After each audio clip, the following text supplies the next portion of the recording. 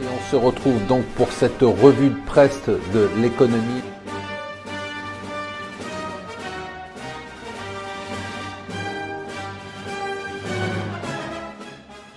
Bonjour et bienvenue sur Mon Financier pour la revue de presse de l'Écho. Nous sommes le mardi 9 mai. Bien sûr, l'événement du jour, c'est le jour après la victoire de Macron aux élections. Emmanuel Macron, président de la République, qui fait la une, bien évidemment, tous les journaux français et internationaux. On n'a que des articles dithyrambiques sur lui, quelle que soit la sensibilité politique qu'on peut avoir.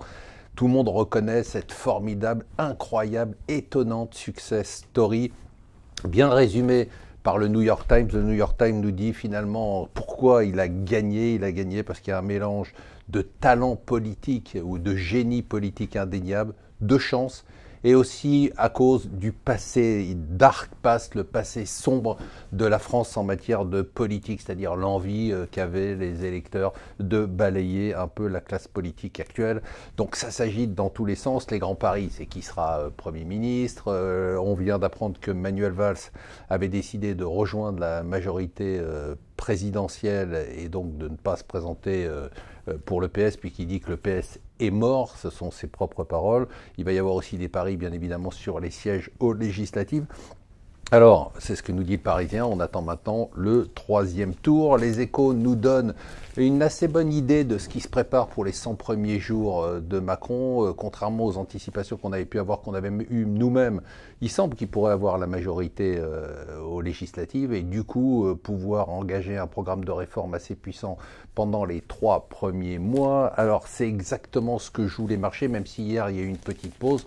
On est vraiment dans ce Macron trade, hein, c'était d'acheter le CAC, réduire l'écart des taux entre l'Allemagne et la France, continuer à acheter les indices américains.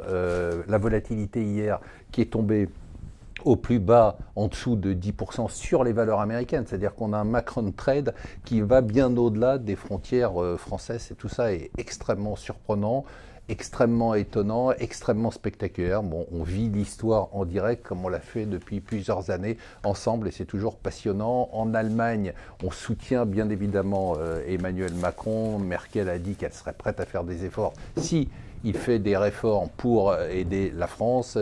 Pendant ce temps-là, elle se réjouit, Angela Merkel, c'est la dernière nouvelle, que le SPD, donc le parti qui est en face d'elle, de Martin Schulz, eh bien, a perdu des élections régionales ce week-end. Donc il n'y a pas eu de vague Martin Schulz pour l'instant, ce qui voudrait dire que Merkel a encore les cartes en main. Voilà, donc ça va être passionnant dans les jours qui suivent. On va vous tenir au courant. Restez avec nous sur Mon Financier.